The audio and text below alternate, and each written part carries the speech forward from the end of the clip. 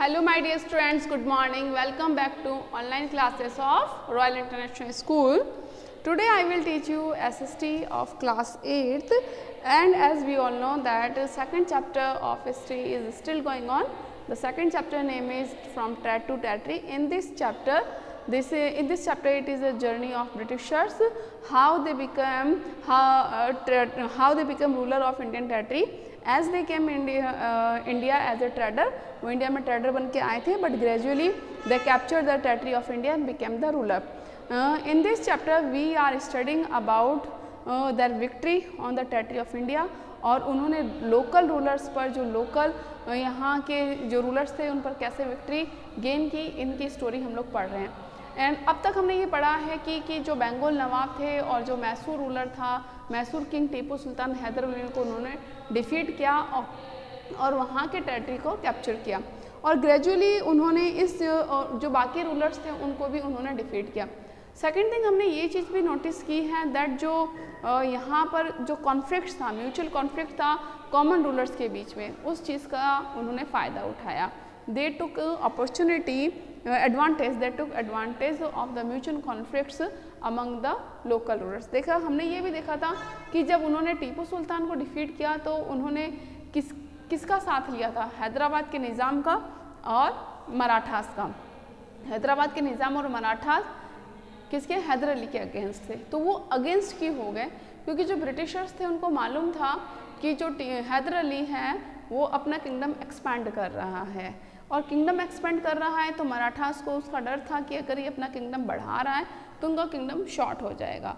और उन्होंने क्या कहा? मराठास को ये कहा कि चलो हम मिलके अटैक करते हैं. मराठास को क्या, तुम्हारा फ़ायदा ये होगा कि तुम्हारा किंगडम शॉर्ट नहीं होगा, तुम्हारा किंगडम में आगे नहीं बढ़ेंगे और उनको भी फ़ायदा हो जाएगा. तो इस तरीके से म्यूचुअल कॉन्फ्लिक्ट यानी कि आपसी लड़ाई का फ़ायदा उठाया और वो रूलर बनते गए. मराठास ने ब्रिटिशर्स की हेल्प की थी हैदर अली के अगेंस्ट, ठीक है, मैसूर रूलर्स के अगेंस्ट, लेकिन उन्हीं ब्रिटिशर्स ने मराठास पर अटैक करना शुरू कर दिया, मराठास के साथ में वॉर करना शुरू कर दिया, क्योंकि यहाँ पर वो किसी की हेल्प करने नहीं आए थे. यहाँ पर वो इस चीज़ का फ़ायदा उठा रहे थे, आपसी जो लड़ाई थी, कॉन्फ्लिक्ट था, उसका फ़ायदा उठा रहे थे, क्योंकि उनको तो टेरिटरी का रूलर जो बनना था, उनको इंडियन किंगडम पर, इंडियन जो एक स्टेट था, जो कंट्री थी, उस पर अपना कंट्रोल इस्टेब्लिश करना था. In this video, today's our topic is Anglo-Maratha War. In this topic, we will study about the wars which took place between the Anglo-Marathas and the Britishers. Total 3 wars were fought between the Britishers and Marathas. Total 3 wars. कितने foughts हुए थे बेटा? 3 wars हुए थे. 3 wars were fought between the Marathas and the Britishers. इन तीनों wars के regions और इसका क्या रिजल्ट रहा, हम लोग उसके बारे में स्टडी करेंगे. First of all, after the third battle of Panipat, जो थर्ड बैटल ऑफ पानीपत हुआ था विच टुक प्लेस 14 जनवरी 1761. अब ये थर्ड बैटल ऑफ पानीपत किसके बीच में हुआ था? थर्ड बैटल ऑफ पानीपत हुआ था अहमद शाह अब्दाली और मराठास के बीच में. ऑन दिस बैटल, इस बैटल पर एक मूवी भी बनी है, अभी रिसेंटली आई थी, पानीपत. ये जो बैटल हुआ था वो हुआ था मराठास के बीच में और अहमद शाह अब्दाली के बीच में. अहमद शाह अब्दाली का रोल जो प्ले किया वो संजय दत्त ने किया है, और मराठास में जो पेशवा का जो रोल प्ले किया है वो अर्जुन कपूर ने प्ले किया है. अब एक चीज़ और मैं बताना चाहती हूँ कि इसमें जो बाजीराव थे, उसका जो रोल है वो अर्जुन कपूर ने किया था, और अहमद शाह अब्दाली का रोल संजय दत्त ने किया था. तो हमने ये बताया है कि third battle of Panipat, after third battle of Panipat the power of Marathas get set back. वो क्या हो चुका था? वीकेंड हो चुका था, कमज़ोर हो चुका था. मराठा पावर अब इतना स्ट्रॉन्ग नहीं रहा था after battle of Panipat. History में बैटल ऑफ पानीपत 3 हुए हैं, ये थर्ड बैटल ऑफ पानीपत था. तो 2 बैटल ऑफ पानीपत किसके बीच में होते? फर्स्ट बैटल ऑफ पानीपत, ये जीके का बहुत अच्छे क्वेश्चन है. फर्स्ट बैटल ऑफ पानीपत और सेकंड बैटल ऑफ पानीपत. तो पानीपत के कितने बैटल हुए बेटा? पानीपत के हुए हैं 3 बैटल्स. कितने बैटल्स हुए? 3 बैटल्स हुए. फर्स्ट बैटल ऑफ पानीपत हुआ था इब्राहिम लोदी एंड बाबर के बीच में. कब हुआ था? 1526 को हुआ था. बिटवीन इब्राहिम लोदी एंड बाबर और ये जो है बड़ा ही लैंडमार्क वॉर हुआ था, बड़ा ही लैंडमार्क वाला बैटल था। After this battle, first battle of Panipat, जो कि बाबर ने ही जीता था, after this battle Babur establish Mughal empire in India. India में जो मुगल एम्पायर इस्टेब्लिश किया वो इसी बैटल के बाद हुआ था 1526। तो फर्स्ट बैटल ऑफ पानीपत किनके बीच में हुआ? इब्राहिम लोदी एंड बाबर के बीच में। सेकंड बैटल ऑफ पानीपत हुआ था हेमू, अफगान कमांडर हेमू और अकबर के रिप्रेजेंटेटिव बैरम खान के बीच में, जो कि हुआ था 1556 में हुआ था। तो इस तरीके से पानीपत के कितने बैटल हुए बेटा? पानीपत के हुए हैं 3 बैटल हुए हैं। तो फर्स्ट बैटल हुआ था इब्राहिम और किसके भी, इब्राहिम लोदी और बाबर के बीच में। सेकंड बैटल हुआ था अकबर का जो रिप्रेजेंटेटिव था बैरम खां और हेमू जो कि कौन था, अफगान कमांडर, उसके बीच में हुआ था। और जो थर्ड बैटल हम लोग पढ़ने वाले हैं वो है, थर्ड बैटल हुआ था मराठास के बीच में और अहमद शाह अब्दाली के बीच में। तो हमने बता दिया है कि पानीपत के कितने बैटल हुए थे? पानीपत के बैटल हुए थे 3 बैटल हुए थे, first, second and third. Okay, first battle Ibrahim Lodi and Babur के बीच में, in which Babur got victory, इसमें बाबर ने डिफीट किया था इब्राहिम लोदी को। थर्ड बैटल हुआ था अफगान कमांडर हेमू के बीच में and Bairam Khan who was the representative Akbar, जो कि अकबर का रिप्रेजेंटेटिव था क्योंकि अकबर इस टाइम पर 11 ईयर्स ओल्ड ही था। तो ये हुआ था 1526 में। और 1761 में पानीपत का बैटल हुआ था अहमद शाह अब्दाली और मराठास के बीच में। अब हम लोग पढ़ते हैं Anglo Maratha war, page number 17। Take out page number 17, Anglo Maratha war. अगर आपको चैप्टर अच्छे से समझना है तो आपको वीडियो देखते हुए, जब आप वीडियो देख रहे हैं तो प्लीज़ अपनी बुक भी ओपन कीजिए। Take out page number 17, Anglo Maratha war. When the Marathas were defeated in the battle of Panipat, the third Peshwa Balaji Bajirao could not bear the defeat. जो थर्ड पेशवा थे बालाजी बाजीराव, कौन थे बेटा थर्ड पेशवा? बालाजी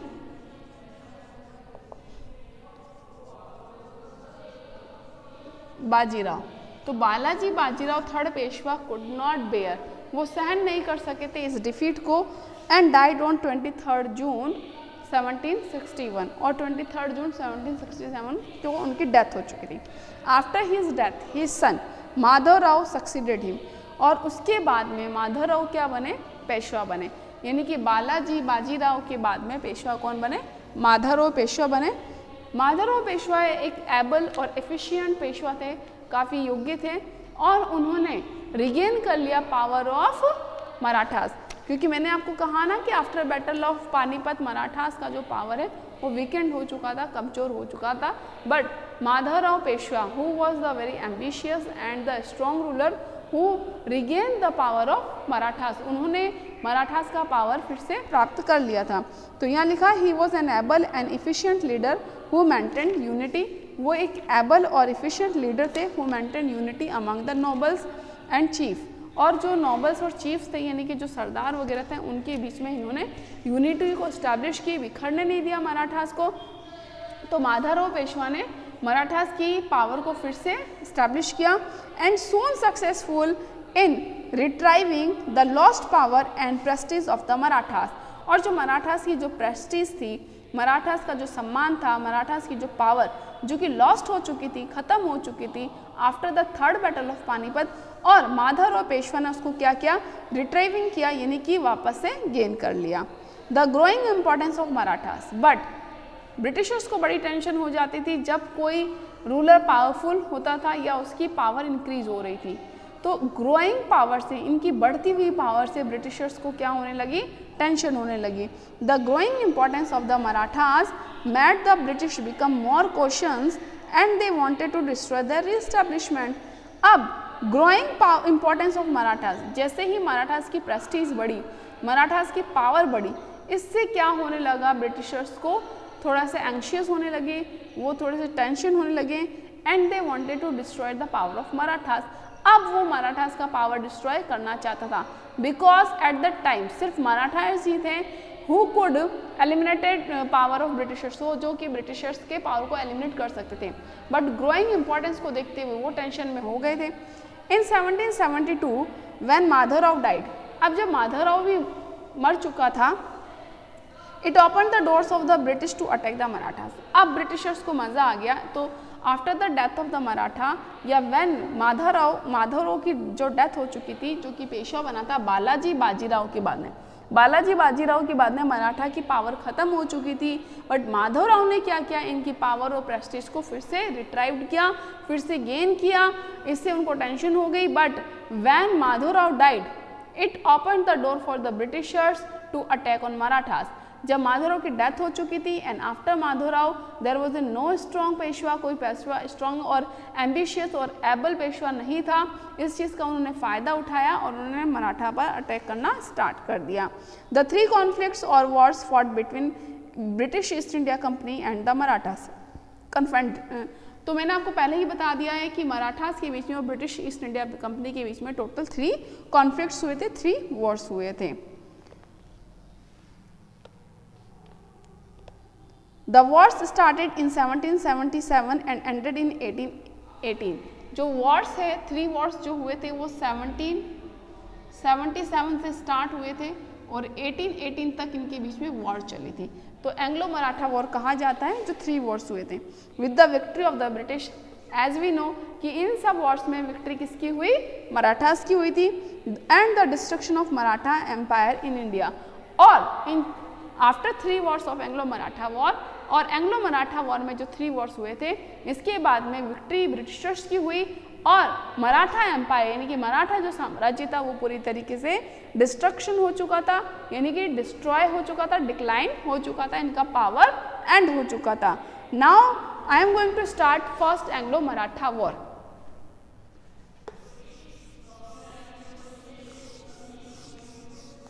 तो अब तक हमने देखा कि थर्ड बैटल ऑफ पानीपत के बाद में, after third battle of Panipat when the Maratha power decline, तो जब मराठा पावर डिक्लाइन हो चुका था, the Madhavrao Peshwa who become the Peshwa after the Balaji Bajirao, Balaji Bajirao के बाद में जो पेशवा बना थे, उन्होंने मराठा प्रेस्टीज को और उनकी इम्पोर्टेंस को, उनके पावर को गेन किया। लेकिन उनकी डेथ के बाद में मराठास पर ब्रिटिशर्स ने अटैक करना शुरू कर दिया और इन अटैक के बाद में इन वॉर्स में क्या हुआ, मराठा एम्पायर डिस्ट्रक्ट हो गया, डिक्लाइन हो गया और ब्रिटिशर्स को मराठा एम्पायर पर यानी कि मराठा किंगडम पर विक्ट्री मिल गई थी। First Anglo Maratha war. Total कितने मराठा वॉर हुए थे बेटा, 3 हुए थे। First Anglo Maratha war. First Anglo Maratha war कब हुआ, कैसे हुआ, let's we read. Take out page number 18, second paragraph. First Anglo Maratha war took place 1782। This war began from treaty of Surat. ये जो वॉर है, फर्स्ट एंग्लो मराठा वॉर जो है वो ट्रिटी ऑफ सूरत से स्टार्ट हुआ था। एक्चुअल में क्या हुआ, ट्रिटी ऑफ सूरत जो हुई थी वो हुई थी ब्रिटिशर्स में, ब्रिटिशर्स और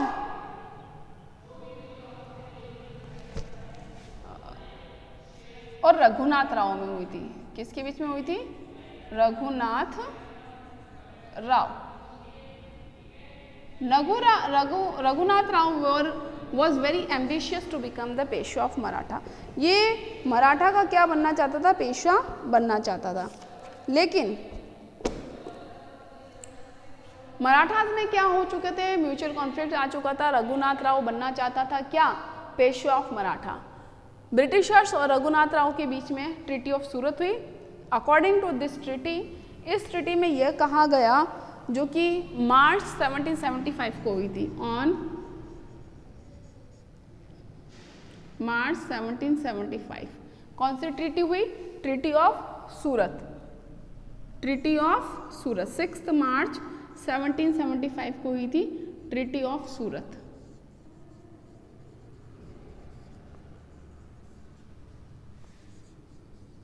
according to this treaty, Raghunath Rao के बीच में क्यों हुई? रघुनाथ राव क्या बनना चाहता था? पेशवा बनना चाहता था। And I always tell you that जो ब्रिटिशर्स थे वो हमेशा किस चीज़ को देखते थे? म्यूचुअल कॉन्फ्लिक्ट ढूंढते थे। वो देखते थे कि इनके बीच में कोई ऐसा तो नहीं है जो इनके अगेंस्ट हो। मराठास के बीच में भी मिलेगा, कहीं ना कहीं तो मिल ही जाते हैं ना कि घर का भेदी लंका ढाए। वैसा ही कि जो पेशवास थे तो इनके बीच में भी एक इंसान इनको ऐसा मिल गया, वो था रघुनाथ राव। वो पेशवा बनना चाहता था। अब जो कोई चीट करना चाहता है उन लोगों को ये पकड़ लेते थे। रघुनाथ राव जो पेशवा बनना चाहता था, और पेशवा कौन बना हुआ था? माधवराव के बाद में उसके अंकल जो पेशवा बने थे ये बनना चाहता था। उसकी बजाय इन्होंने क्या कहा कि चलो हम लोग ट्रीटी कर लेते हैं। ट्रीटी कब हुई? 6 मार्च 1775 को। इस ट्रीटी में क्या एग्रीमेंट हुआ? एग्रीमेंट हुआ कि Britishers would help Raghunath Rao to become Peshwa, कि ये रघुनाथ राव की हेल्प करेंगे कि पेशवा बनने में क्या करेंगे? इसकी हेल्प करेंगे। लेकिन अगर ये पेशवा बन जाएगा तो ये क्या करेगा? इनके लिए क्या करेगा? इनको सिर्फ क्या चाहिए था? मनी, ठीक है। इनको टैक्स रेवेन्यू चाहिए था। और जो सूरत है, सालसेट है और बेसिन, इन 3 जगहों का ये इनको क्या देगा? प्रोवाइड करवाएगा, रेवेन्यू प्रोवाइड करवाएगा, लगान देगा। यानी कि लगान, हाफ पार्ट ऑफ लगान, यानी कि लगान का आधा हिस्सा ब्रिटिशर्स को ये देगा आफ्टर बिकमिंग पेशवा। और कहाँ कहाँ के? बेसिन,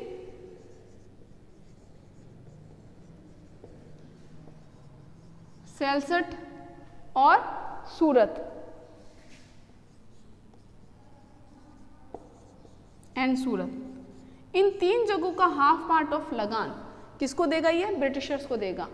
ब्रिटिशर्स इसकी क्या करेंगे? पेशवा बनने में हेल्प करेंगे। इस चीज़ से जो मराठास थे वो चिढ़ गए थे।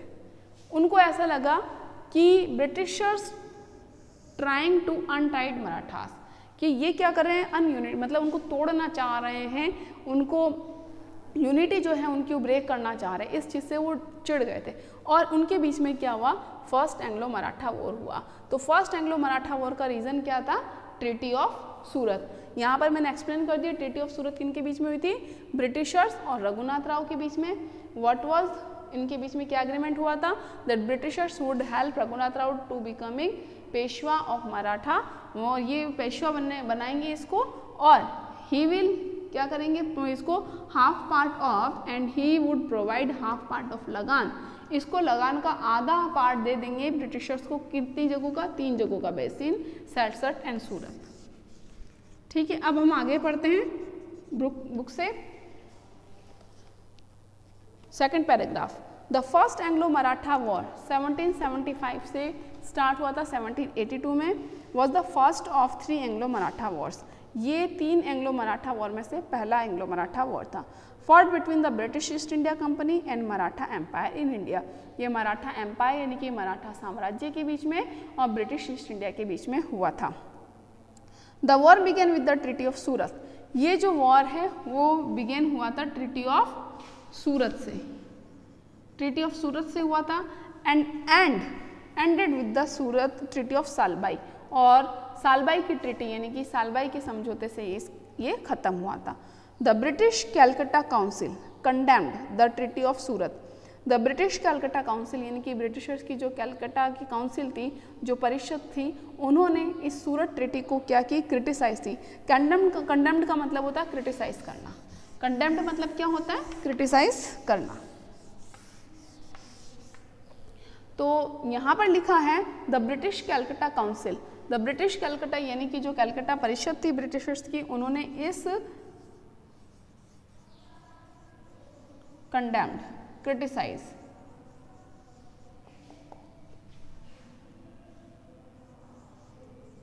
इस ट्रीटी की क्रिटिसाइज की, sending colonel अपटॉन to Pune.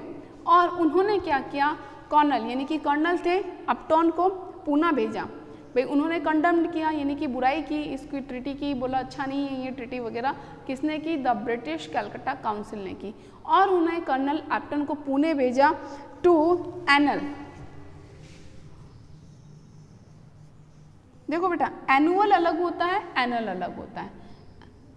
Anal, ध्यान से देखेंगे हम, एनल, ANNUL, एनल। एनुअल नहीं है बेटा, ये एनल। एनल का मतलब होता है कैंसिल करना। तो इन्होंने जब कंडेम किया इस ट्रीटी को, क्रिटिसाइज किया इस ट्रीटी को, देन कर्नल अपटन को कहाँ भेजा? पूना भेजा गया। क्यों भेजा गया? टू कैंसिल, इसको कहेंगे हम कैंसिल करने के लिए, रिजेक्ट करने के लिए। तो इसको कैंसिल करने के लिए भेज दिया गया कि भाई इस ट्रीटी को कैंसिल कर दिया जाए and make a new treaty with the Regency. और कहा गया कि in place of Surat of treaty, कि ब्रिटिशर्स के बीच में और रघुनाथ राव के बीच में जो ट्रीटी हुई है, सूरत ट्रीटी हुई है, उसको कैंसिल कर दिया जाए, एनल कर दिया जाए, कोई और ट्रीटी हो। द ट्रीटी ऑफ पुरंदर, अब कौन सी ट्रीटी होती है? पुरंदर की ट्रीटी होती है, ये 1775 को हुई थी। पुरंदर की जो ट्रीटी हुई थी वो होती है 1 मार्च 1776, जस्ट आफ्टर 1 ईयर, पूरे 1 साल बाद में होती है ये ट्रीटी। एनल दैट ऑफ सूरत, कि वो क्या करती है? सूरत की ट्रीटी को कैंसिल कर देती है। Raghunath Rao was pension and his cause abundant, यानी कि उसके बुरे कामों की वजह से उसको पेंशन दी जाती है सिर्फ, but the revenues of Salsette and Broach district were return by the British, कि जो उसको हटा तो देंगे कि रघुनाथ राव को पेशवा नहीं बना जाएगा, उसको पुणे कोर्ट में क्या कर दिया गया था? पुणे कोर्ट में सरेंडर कर दिया गया था रघुनाथ राव को। और लेकिन उसमें ये कहा गया था कि जो सेल्सट और सूरत और बेसिन का जो रेवेन्यू है, जो टैक्स है, वो तो ब्रिटिशर्स को मिलेगा ही मिलेगा। The Bombay government rejected this new treaty and gave refuge to Raghunath Rao, लेकिन बॉम्बे गवर्नमेंट ने इस नई ट्रीटी को भी क्या कर दिया? जो पुरंदर की ट्रीटी थी उसमें ये कहा गया था कि भाई रघुनाथ राव को तो क्या कर दिया जाए? पेंशन दे दिया जाए, और जो रेवेन्यू वगैरह है वो ब्रिटिशर्स को मिले। लेकिन बॉम्बे गवर्नमेंट ने भी इस पुरंदर की ट्रीटी को क्या कर दिया? कैंसिल कर दिया था। The British promised to help Raghunath Rao and provided him with 25,000 soldiers. British government ने क्या कहा कि हम रघुनाथ राव की हेल्प करेंगे, जैसे कि मैंने पहले ही आपको बता दिया था, और उसको 25,000 सोल्जर भी दिए जाएंगे। The combined armies of England and Raghunath Rao attacked the Peshwa and they won. और कंबाइंड आर्मी जो थी रघुनाथ राव की और ब्रिटिशर्स की, उन्होंने पेशवा पर अटैक कर दिया। और उस टाइम जो पेशवा थे वो नारायण थे, जो कि माधवराव के अंकल थे। The treaty of Surat was sign on 6 March 1775। ये ट्रीटी में क्या हुआ था? ये चीज़ हुई थी कि भाई उसको हम लोग हेल्प करेंगे पेशवा बनाने में। तो और ये ट्रीटी कब हुई थी? ऑन 6 मार्च 1775 को हुई थी, but was not approved by the British Calcutta council. But इस ट्रीटी को अप्रूव्ड नहीं किया गया था, कैलकटा काउंसिल ने क्या नहीं किया? अप्रूव नहीं किया, और इस ट्रीटी को क्या कर दी? एनल कर दिया, कैंसिल कर दिया गया। The treaty was एनल्ड in Pune.